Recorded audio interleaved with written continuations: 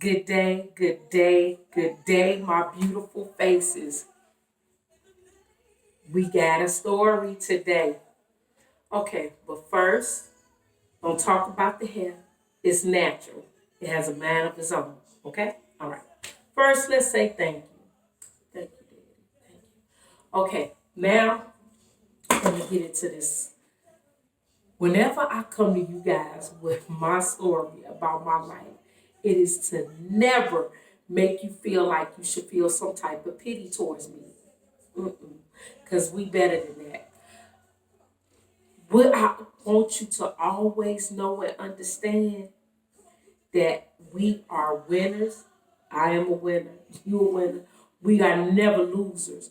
We are never losers whether we come out of situation bad or good. We're gonna always be winners, no matter how you see it. Okay, let's get into this. Well, this is one story. I told you guys I'm not gonna go chronologically.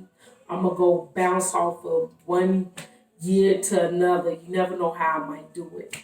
But this is an incident where I was in a relationship and the guy was named Keaty. I'm not gonna tell you about the beginning of the relationship. This is not the ending. This is somewhere in between. So in this relationship, it was not a good one. It was to make you believe that it was good from the beginning, but then it went sideways. And the one thing I want, whether you a guy or a female, you do not deserve for somebody to abuse you. Period. I don't care if it's mentally, verbally, physically, whatever the case may be, you don't deserve it. And majority of the time, we feel like, again, we put time in it and we deserve it, or we're not gonna find better. And then you take that inkling of when they were in the behind closed doors, and you feel as though, you know what, it's not as bad as it looked. Okay, maybe I might deserve it, or maybe this or that. No, no, no. And I'm gonna tell you why. Each time someone hits you, I promise you, it's going to get worse. That first little slap gonna turn into a fist. That first little hit gonna turn into a blow that you may not can never return from or recover from. And I'm gonna tell you why. Okay. With this guy named Keely, I was in a relationship with. And trust me, we friends. I don't have no ill feelings towards him. He know I forgave him many years ago, many years ago. We have children together. So it doesn't with me, it's like you when I told you guys, you have to forgive in order to move on. Because if you don't forgive, you won't be killing yourself. You're not killing the other person. You're killing yourself from living.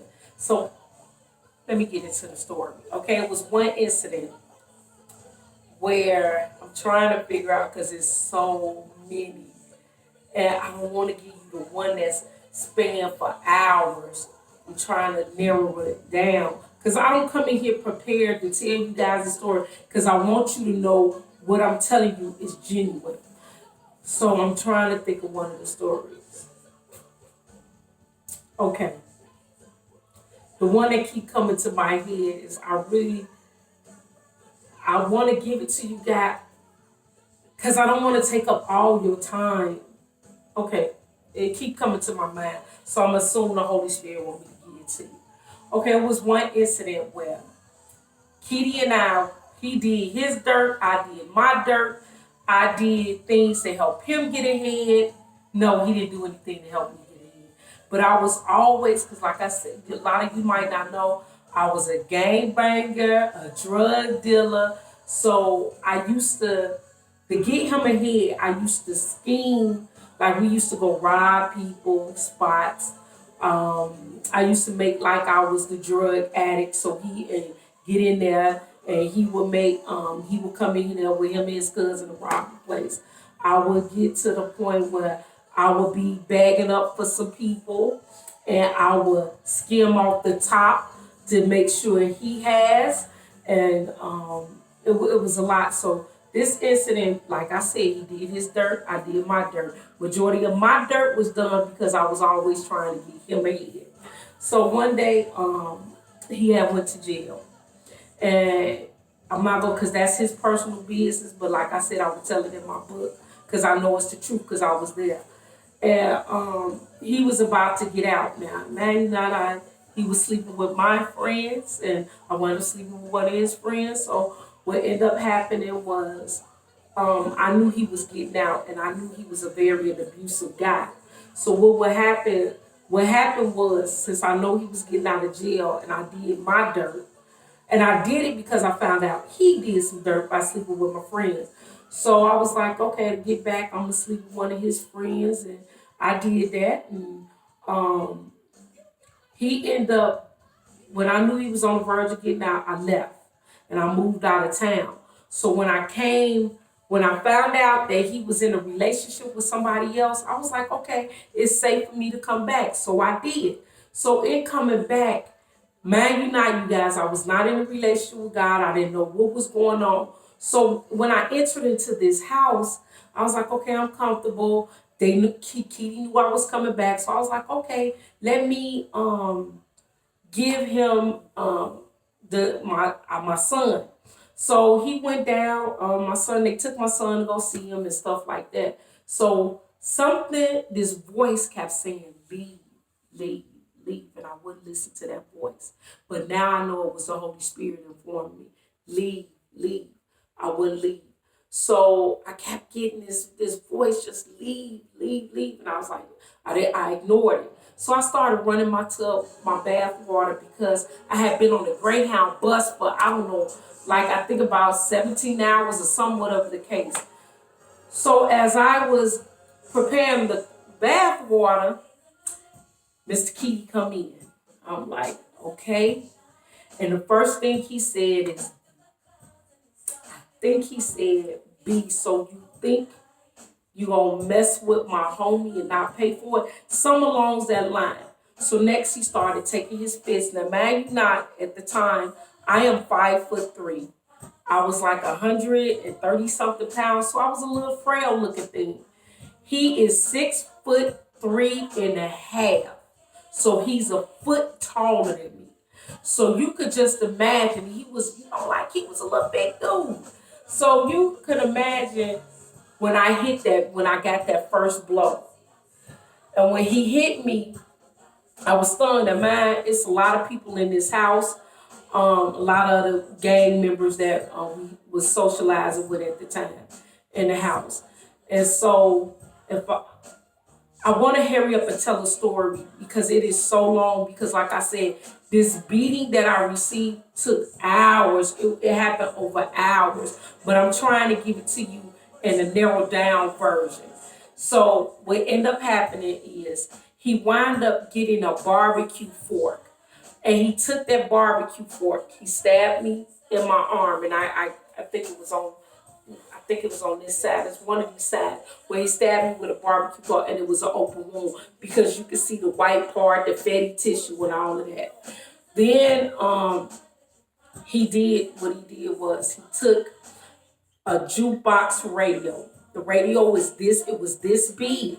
I'm giving it to you in a hairy narrow down version. The jukebox was this big, and he took the box and he smashed it over my face until it literally broke into pieces. I'm talking about many pieces.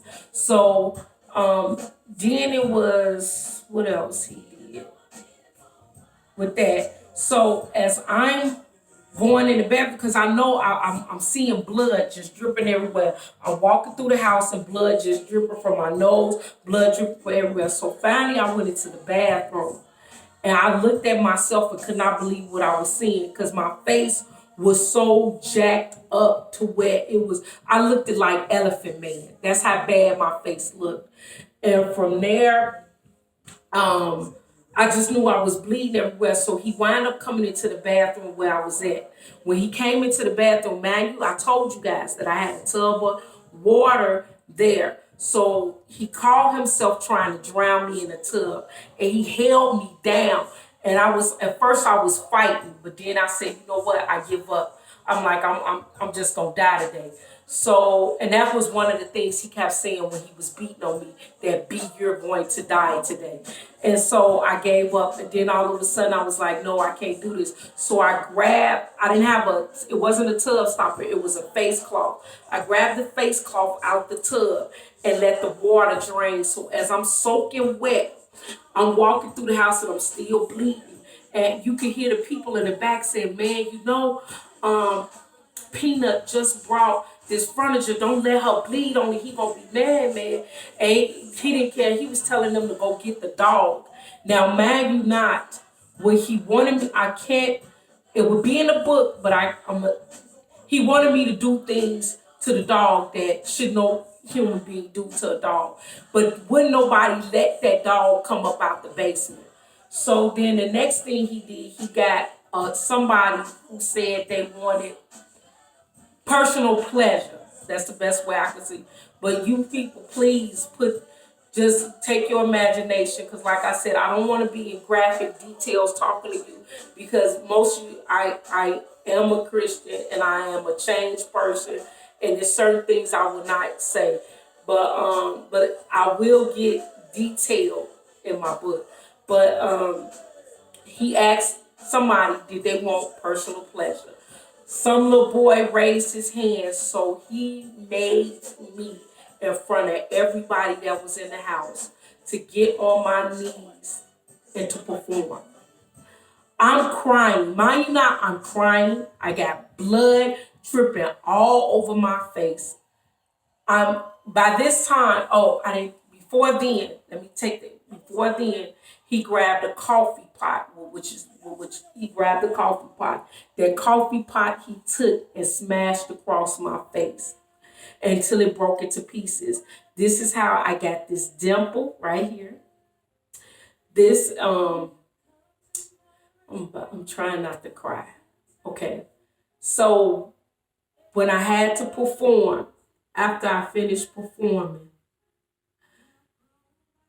I thank Uncle Jesse, because if it wasn't for Uncle Jesse constantly calling Peanut to come to his house to see what was going on, I think to be honest with you, I think I would have been dead and gone. And what ended up happening was he actually wanted to get the clippers. He wanted to tie me to a chair, get the clippers and cut all my hair off. But Uncle Jesse would not let, man, I thank Uncle Jesse to this day, because it was him. Would nobody else speak in the house, but Uncle Jesse did. And what Uncle Jesse did, he kept paging Peanut over and over again to spike his interest into coming to the house. And so finally, when Peanut walked through the door, he was like, what the HE double hockey sticks is going on? And when he seen my face, he was like, get her to the hospital. So when I got to the hospital, when I say all these doctors was rushing towards me, asking me what happened. Then by you being in the game, you couldn't snitch on the person, because we both were gangbangers. You couldn't snitch. I'm gonna tell you guys, like I said, I narrowed down the story to tell you in a small detail, but this took over hours. So by the time I got to the doctor, this was open. My head was busted in two places. My ear was split in half. I had an open wound over here.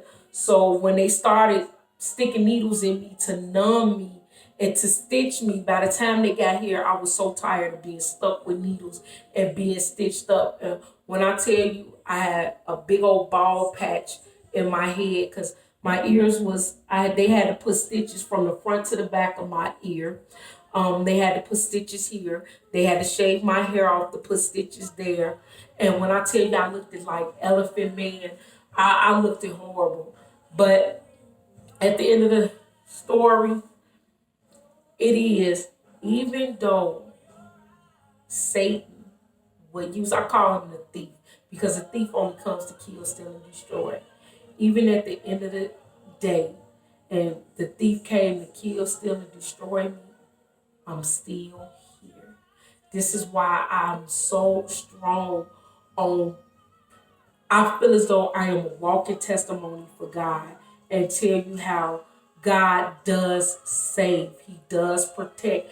You may not look at it as that way, and that's understandable. But for me and me experience what I have experienced is who would have survived something like that unless God got a plan?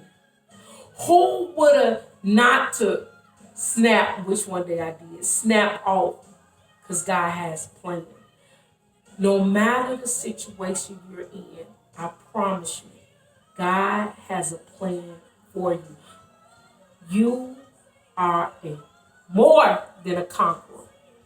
You are, he said in his word, you are a conqueror. And I believe that to that day because would nobody be able to say, and I don't think I even told you all the details of that one incident, but I do know that it was a barbecue fork I was stabbed with.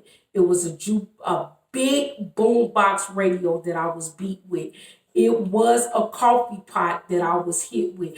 Oh, yes, and that's it. Thank you, Holy Spirit.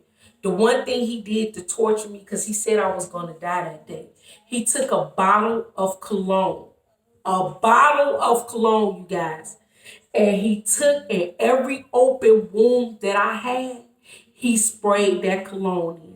And he told me I could not cry. All while he was beating me, he said I couldn't cry. I couldn't show no emotions. All I could do is grip my hands, ball my hands up, and I did nothing but moan. And I tightened up because when I tell you that cologne sprayed in some open wounds was torture within itself. But I thank God that I do not look like what I've been through. And that wasn't the worst of the beatings that I received from this guy. We was together in a relationship off and on for 7 years. So you can imagine the stories I could tell you from what I dealt with him on. But again, we are friends. I forgive him. This is not to throw any shade to him because he's a different person. It's my story, my testimony that I choose to tell you guys because I really do need for you to see that God is a God of miracles. Should I be here? No, especially not what I've been through life, but I'm here. And I just want to share my stories with you guys. And please, whatever you do, share with the next person because it may be somebody that's out there that may be feeling, won't nobody understand what I'm going through. Can't nobody help you. Yes, it is. Because there's somebody out there that needs to hear so they can heal and move on. Once again, thank you guys for listening. I know I took up much of your time and I so appreciate you. Until I see you next time.